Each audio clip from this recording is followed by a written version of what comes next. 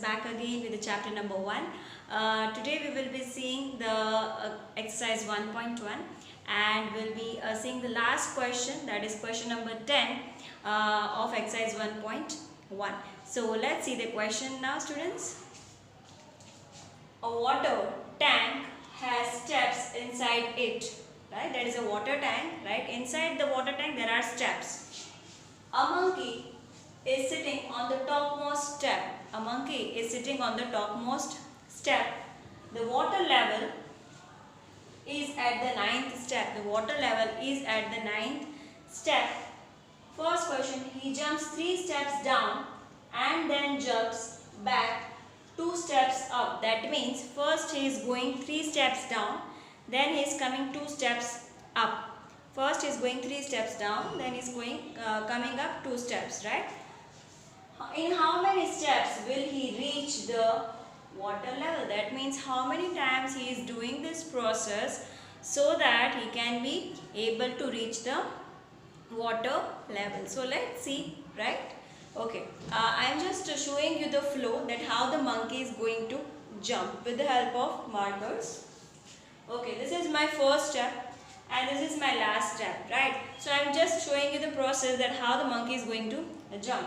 First the monkey is doing 3 steps down. So from here 3 steps down means here. It will be coming here. So it is one time. One time the process has been there. Now from here it is coming 2 steps up. So it's the second time. Now from here again he is coming 3 steps down. So it's my third time. From here he is coming 2 steps up. So it's my fourth time the monkey is doing. Now here again 3 times down. So it's my fifth time. Here, from here is coming 2 steps up. Right? So it's my 6th time. Here it is from here again it is monkey is coming 3 steps down. You just need to count the steps. The 3 steps should be there. So it's my 7th time. From here 2 steps up. So it's my 8th time. From here again is coming 3 steps down. So it's my 9th time. From here 2 steps up. So it's my 10th time, right? Now from here again 3 steps down.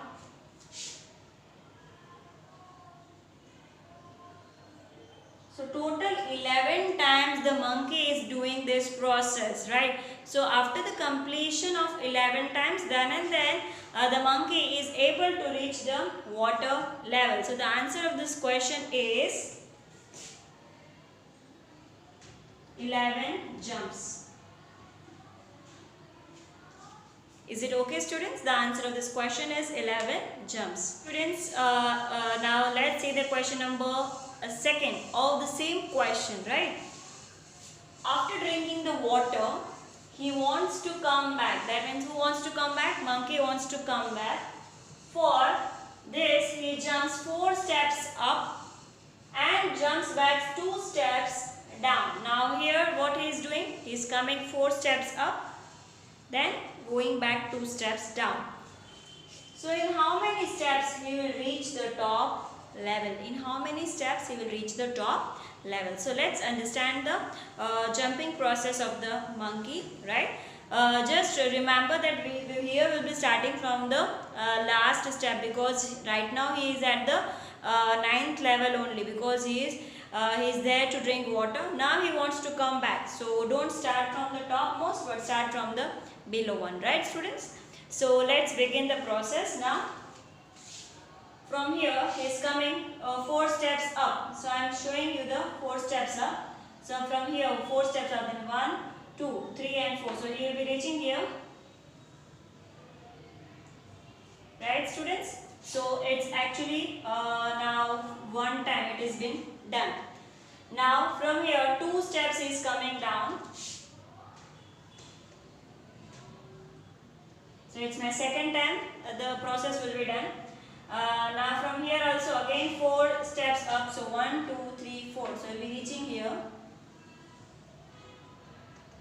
So it's my third time. Now from here he is going back 2 steps down. So he will be coming here. Sorry, it's fourth here. From here again he is taking 4 steps up. So that means 1, 2, 3 and 4. So I can say that directly after the fifth jump, the monkey will be at the topmost level. So we can say, students, that after completion of 5 times this process has been done, the monkey will be at the topmost level. So the answer of this question is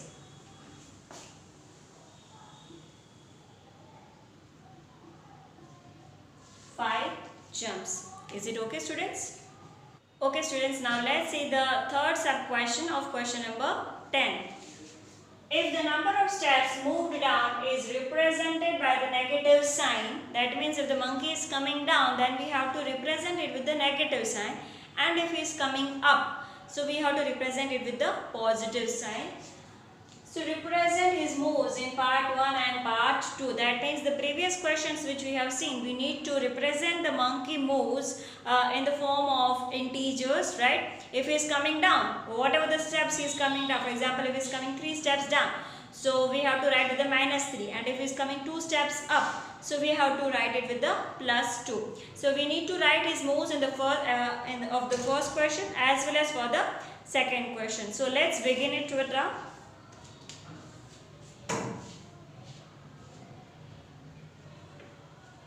okay, if you remember, in the first question the monkey is coming 3 steps down, then going 2 steps up, 3 steps down, 2 steps up.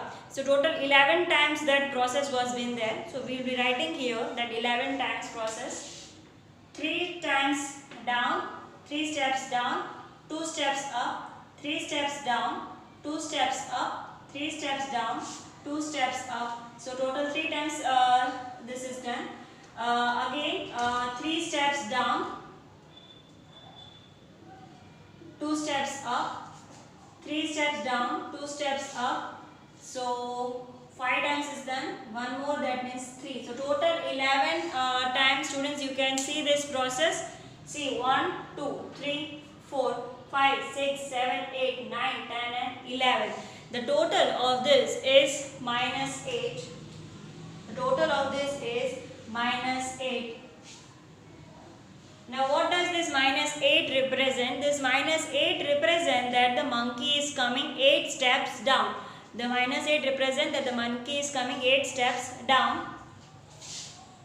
-8 represents monkey is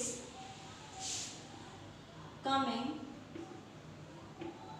8 steps down. Is it okay, students? Now just to see the second part. In the second part, what was the move? The monkey was coming 4 steps up, 2 steps down, 4 steps up, 2 steps down, and the last one again 4 steps. So total 5 times this process was been there. So let's see that also.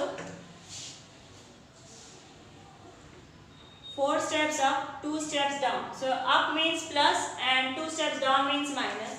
Again 4 steps up, 2 steps down. Again 4 steps up. I think that in the 5 times we have reached the topmost level.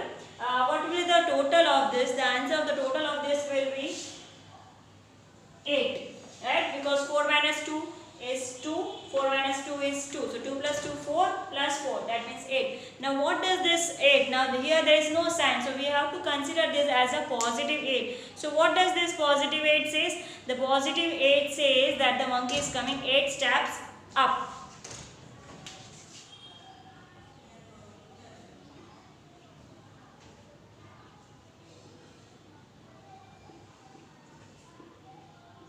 Monkey is coming 8 steps up. Is it okay, students?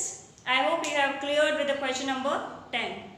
Okay, students, now let's understand the properties of addition and subtraction of integers. right? There are total 4 properties that we are going to study into it. One by one I will be explaining you the properties of the addition and subtraction of integers.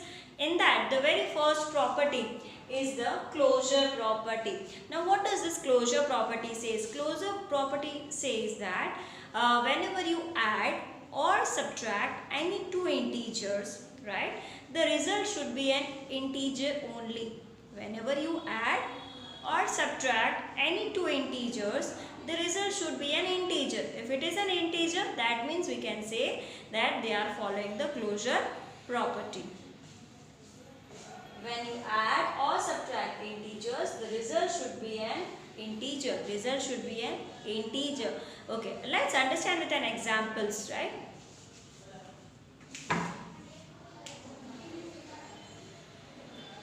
Example we are going to see. First example, that is 5 plus minus 2. Now here the 5 is positive, 2 is negative, but in between the sign that is plus, that we need to see it, right? So 5 is positive, 2 is negative. So you know remember the rules of addition and subtraction of integers which I taught you previously. That is, whenever you have one positive number and one negative number, you are supposed to subtract it. You are supposed to subtract. So 5 minus 2 is 3. 5 minus 2 is 3. Now out of these two numbers, which one is the greater one? 5. So we need to give the sign of positive to this 3, right? If I don't keep any sign, that means it is considered it as a positive integer, right? Here integer means it can have a positive sign, it can have a negative sign, it can be a 0 also, right? But any other numbers will not be then entertained, right? If it's fractions and decimals, that will not be entertained. As we are only using the integer, the result will be an integer, of course, only. Okay, now let's see another example of subtraction. Minus 2 minus 3. Minus 2 minus 3. How to solve? First I need to change the sign of the second integer. So minus becomes plus. Now one number negative, one number positive. So what we are going to do? We are going to do the subtraction. So 3 minus 2, it is 1. And out of these two numbers, which one is a greater one? That is 3. So there is a sign of a positive. Right, students? So let's take one more example, right? Minus 5 plus 5. The result will be minus 5 and plus 5. The result will be, right? One number negative, another number positive. The result will be 0, right? So if you can see, in all the cases, the answer is coming as an integer only. So I can say that the integers are closed under this property. Okay, students, now let's see the second property of the addition and subtraction of integers, that is the commutative property. Now what is the commutative property? Commutative property says that if you keep the numbers in any order, right, the result should be same. Okay, first I am giving you a rough example so that you can be able to understand. For example, if I say 2 plus 3 and 3 plus 2, so the answer in both the cases will be 5. 2 plus 3 or 3 plus 2, the answer will be 5, right? So now let's see whether whether the addition and subtraction both are following this property or not, right? Okay, my first example is minus 5 plus 2. Minus 5 plus 2. Okay, minus 5 and 2. One number is a negative one and another one is a positive one. So what should I do? I should do the subtraction. So 5 minus 2 is 3. And which one is the greater one? The greater number is 5. So I am going to give the sign of 5 to this answer. That means it's a negative sign. Now I need to just reverse the orders. Reverse the orders means minus 5 will be going at the place of 2 and 2 will be coming at the place of 5. And then we have to see whether I am getting the minus 3 answer or not.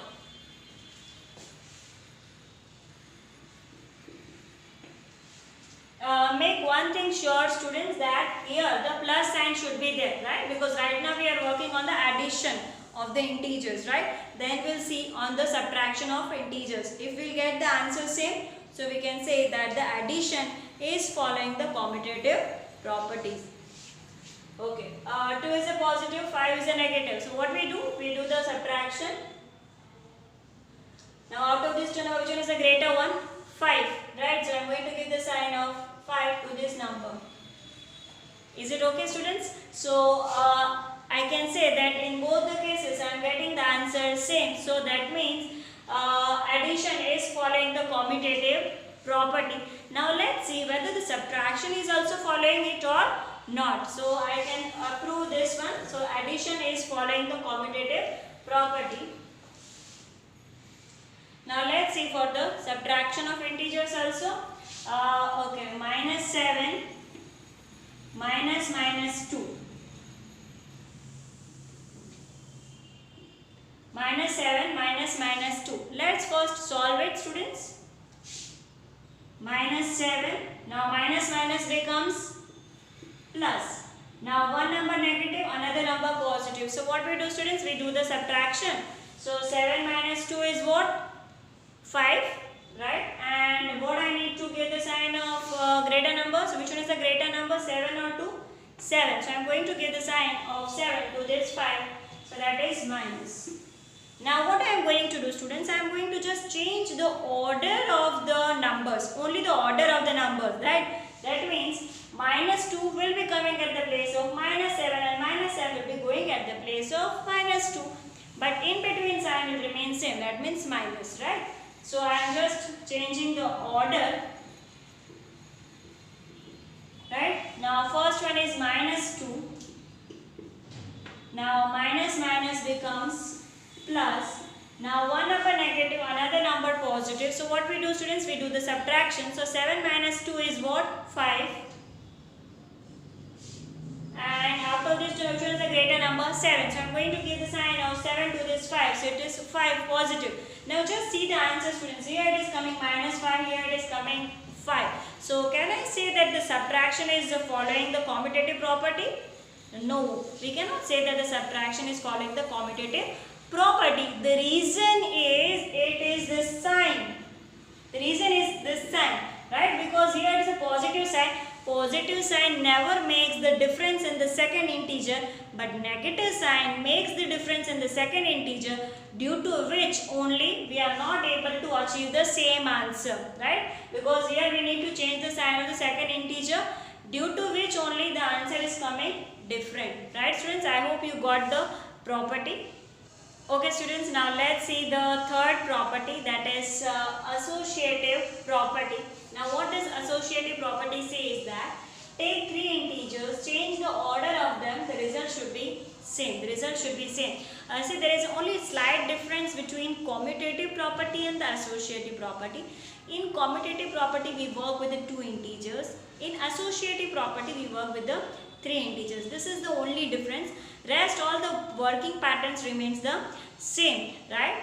In commutative, you have to take 2. In associative, you need to take the 3. Whatever commutative property was saying the same, the associative property is also saying, that is, if you change the order of the integers, right, and you then add or subtract, the result should be same. Now let's see whether addition and subtraction are following it or not. So let's see the examples now, students. Okay, first I am taking for the addition side. So here I am saying taking the addition side. So minus 5 plus minus 2 plus minus 3. These are my three integers. Now how I am going to add them? I am going to add them in a groups. So first I am taking making a group of two numbers, right? Then I will be solving it, and after solving it, the remaining integer will be added to it.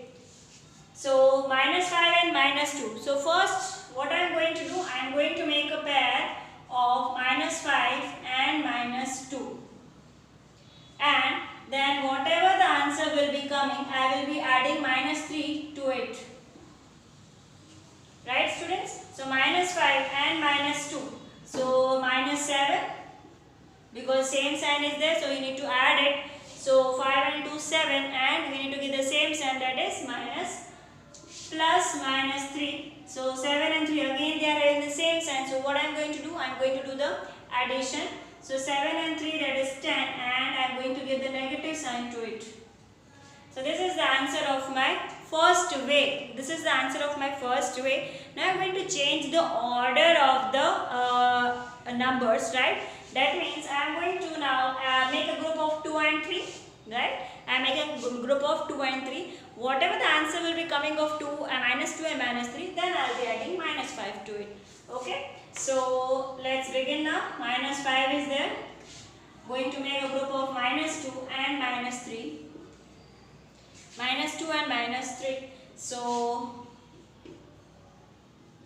minus 2 and minus 3, they both are having the negative sign. So what I am going to do? I am going to do the addition.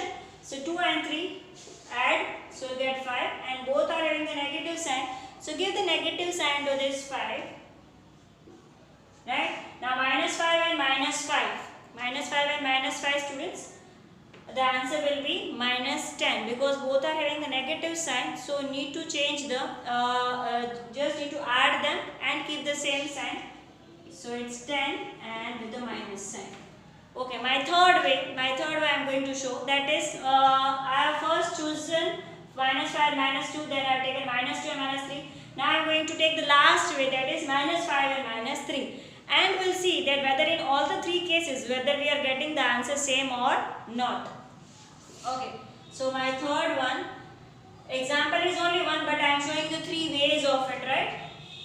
So minus 5 and minus 3.